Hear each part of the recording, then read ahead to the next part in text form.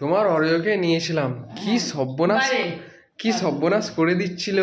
কেন, কি হয়েছিল? এই সামনে ফ্ল্যাটের একটা মেয়ে, ও ভেবেছে অরিও বহুত কিউট ভেবে ওর আস্তে আস্তে কাছে আসছে। আচ্ছা, ও গজাতে গজাতে ও যে কি জোরটা লাগে টানছে, আর আমি যে কি জোরে ওকে ধরে রয়েছি শুধু আমরা দুজনেই জানি, ওই মেয়েটা জানে না। হ্যাঁ, অরিওর সাথে কি সমস্যা হয়, যেটা হচ্ছে সবাই তো হোয়াইট ব্রাউন এইসব দেখে তো, আর আমরা সবাই যেরকম রাস্তায় কারোর পোষ্য দেখলে ও মা কি মিষ্টি কি সুন্দর বলে এসে আদর করে ইয়ে করি, কেউ কিছু বলে না। আমার অরিও টোটালি ডিফারেন্স, টোটালি।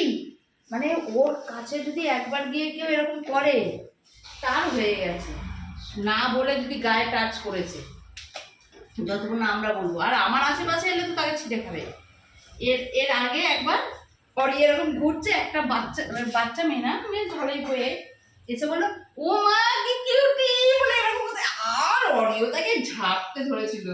আজকে আমার বড় ছেলে নিয়ে একটু গেট অব্দি বেরিয়েছে, ওরা স্কুল গেলে অরিও একটু বেরোয়, একটা মেয়ে ওখান থেকে ফ্ল্যাটের ওখান থেকে আসছে, অরিকে ধরতে হয়ে গেছে। আমাকে সঙ্গে সঙ্গে সরিয়ে নিয়েছি। হ্যাঁ, বাপরে, নাহলে দিত। ধরতিস তারপর তোকে বুঝিয়ে দিত কিউটি পাই কাকে বলে।